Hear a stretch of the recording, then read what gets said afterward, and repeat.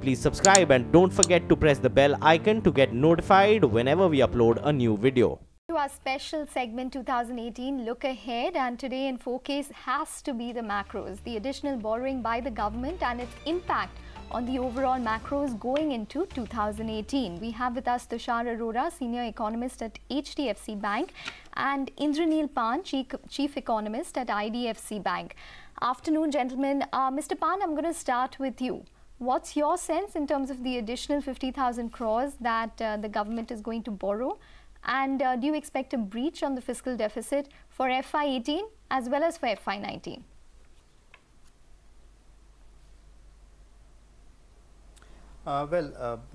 In terms of the borrowing program, I think it's now transparent and absolutely clear that the fiscal deficit target of the 3.2% is not being met. But having said that, the fears in the market was that to contain for the fiscal numbers, there could be a cut in the capital expenditure, and which could have been negative for the growth. Thankfully, that is not happening, and the government has decided to take forward or carry forward with the current speed of capital expenditure, which is the good thing for the economy.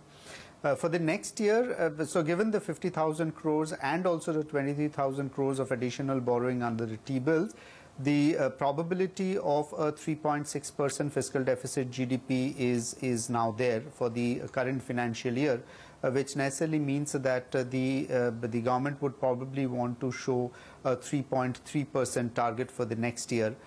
In terms of the consolidation path that has anyways been laid down by the FRBM. Okay, Indranil, morning. We were actually speaking to your namesake, Indranil Sengupta, earlier on the show, and he believes that the fiscal deficit target of this year and next can be met. So that's two different views coming in. But let me get Tushar Arora as well, Senior Economist of HDFC Bank, who joins in.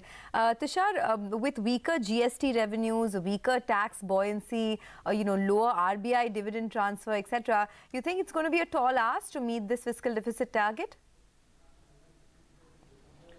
There are various arithmetic tools possible to meet the target. So I don't think it's now about whether the government meets the target or not. I think the important question is whether they will cut back the spending in a year when the economy is recovering from the lows of demonetization and from the lows of GST. I think government is sending out a message that they will try to continue on whatever spending they are doing, and they would like to maybe go ahead with a minor breach. We expecting this breach to be around 0.3% of the GDP. So instead of meeting 3.2, they would be ending the year at 3.5% of the GDP.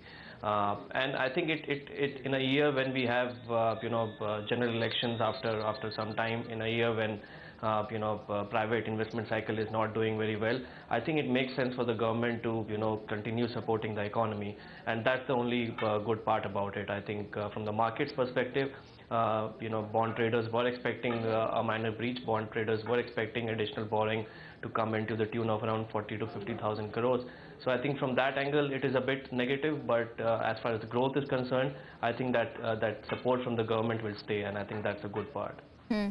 Okay, well, Tushar, I just want to take that point forward, because our earlier guest, who was looking at it from a market point of view, mentioned that, the fiscal deficit being breached would be forgivable, but how that 50,000 crores is spent would be more important. So do you think that that 50,000 crores would be just an impetus towards growth, or would it be more used to cover up the lack of the GST collections that we've seen? It is actually the later. It is not for additional spending in the economy. It is not for any stimulus measure. It is just to cover up the lack of revenues which is not come by this year. GST collection is one thing. Then there was lower than expected dividend from the RBI. So these are things which government is trying to fill the gap. It is not for additional spending, but just to fill the gap from the revenue side. Okay, that point is taken. Indranil, the higher borrowing by the government has actually realized the worst fears of bond traders. We've seen the way the bond yield, it has been inching up higher. Maybe today there's not been too much of an impact, but in general, your own view on the escalating bond yields and what one can expect in the first half of 2018?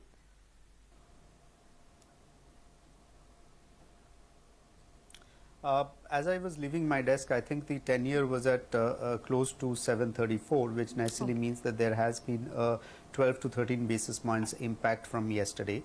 Having said that, I think we were anyways looking for a steeper yield curve, given the fact that global yields are also firming up, and expectations from the RBI in terms of further softening of the monetary policy is actually a thing of the past.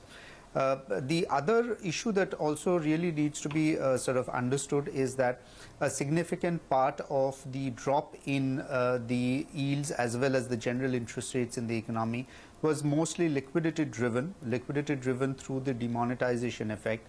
That also has faded out in the most significant way, and we are now sort of into a negative liquidity territory at this point in time. Now, I realize that the government spending at the end of the month can bring some liquidity back to the system, but the critical sort of element of liquidity infusion in the system, apart from demonetization, which was basically the FX resources, that also is possibly not likely in a very significant way, given that we are looking at higher oil prices in the next year, which is likely to worsen the current account deficit. And even as capital flows might continue in the same pace as in the current year, the room for maneuverability on the balance of payments appears to be quite reduced. Okay, Mr. Pan, you know, the one concern which now rises is that we had that outside chance that maybe the S&P ratings agency could probably change their view a little more favorably, though they have decided what their view on India is currently. Do you think that that is probably going to be pushed further back simply because of this likely breach of fiscal deficit? And do you think that Moody's could also probably rethink their stance now?